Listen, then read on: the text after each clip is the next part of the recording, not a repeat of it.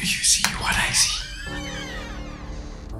Jangan lupa untuk subscribe, share, dan nyalakan lonceng notifikasinya sebagai bentuk dukungan kamu. Do you see what I see? Yakin gak mau dapetin t-shirt spesial kontributor keren ini?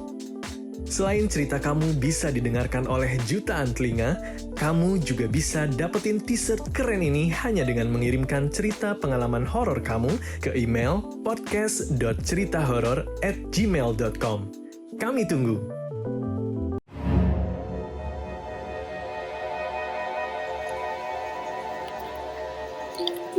Assalamualaikum warahmatullahi wabarakatuh. Apa kabar teman-teman semua? Kenalin, nama gue Megan. Dan ini cerita pertama gue di podcast Do You See What I See. Sebelumnya mohon maaf kalau cara gue nyerita masih kaku atau gimana gitu. Langsung aja kita ke ceritanya. Jadi cerita pertama ini berdasarkan pengalaman pribadi gue. Dan ini pertama kalinya gue lihat yang begituan.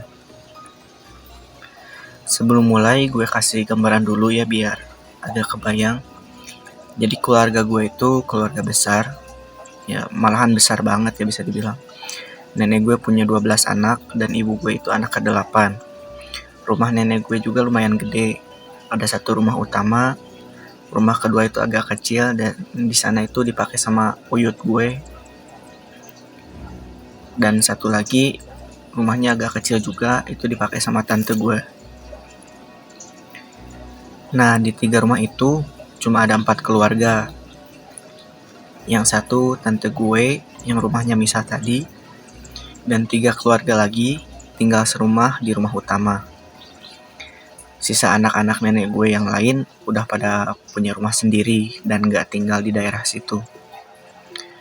By the way, rumah nenek gue ini ada di daerah Cadas Pangeran ya. Jadi ceritanya gini. Waktu itu gue masih umur 6-7 tahunan, sekitar tahun 2006 sampai 2007 lah. Gue lagi main kelereng sama sepupu gue. Ada anak kampung sininya juga. Nah, sepupu gue ini sebut aja si A, jago banget main kelerengnya. Dia malah punya sebaskom lebih kelereng dari hasil ngadu sama teman-teman di kampung sini. Nah si kelerengnya dia itu biasanya disimpan di rumah uyut gue. Rumahnya jadul banget, masih semi permanen.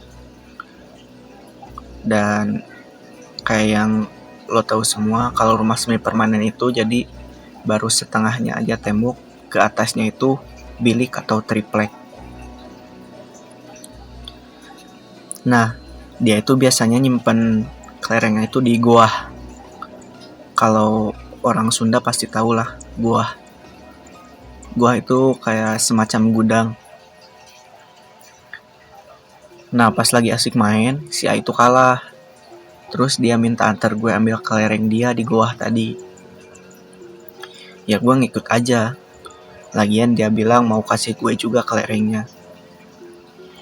Nah pas masuk rumah uyut gue, kan agak gelap ya rumahnya itu. Gue nyalain lampu. Kebetulan di goah itu kagak ada lampunya. Jadi cuma ngandangin cahaya lampu yang dari dapur. Pas gue sama si A masuk ke goah, lah kok ada bocah. Awalnya gue sama si A itu mikir itu sepupu gue, anak om gue yang lain. Tapi pas dia nengok, sumpah sampai sekarang gue kebayang terus mukanya. Jadi dia itu kupingnya panjang, matanya hitam bolong. Terus dia nyengir. Dan si bibirnya itu pas dia nyengir sampai ke kuping. Lo kebayang gak sih Joker? Nah, kalau dia senyum itu bibirnya sampai situ. Gue sama si A langsung kabur sambil nangis, teriak-teriak pula. Om-om sama tante-tante gue yang lagi di teras rumah utama langsung nyamperin gue terus nanya, "Kunaon? Aya naon?" Kalau bahasa Indonesianya, kenapa?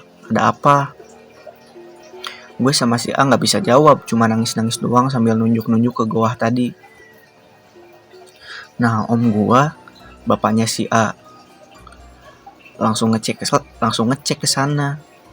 Dan dia kagak lihat apa-apa. Dia bilang, kunaon? Aya naon emang? Datu ayana naon? Kalau di translate ke bahasa Indonesia, kenapa? Emangnya ada apa? Nggak ada apa-apa, katanya gitu. Nah, habis gua sama si A berhenti nangis, diceritain lah sama si A. Kalau tadi di gua tadi ada bocah yang kayak gitu-gitulah, tadi diceritain semua. Besoknya di rumah uyut gue itu langsung ngadain pengajian keluarga. Dan ya walaupun udah pengajian, gue sama si A masih belum berani kesana lagi sih. Mungkin cukup sekian cerita pertama dari gue. Mohon maaf kalau masih banyak salah-salah ngomong ya. Mungkin nanti gue bakal cerita lagi di next episode. Assalamualaikum warahmatullahi wabarakatuh.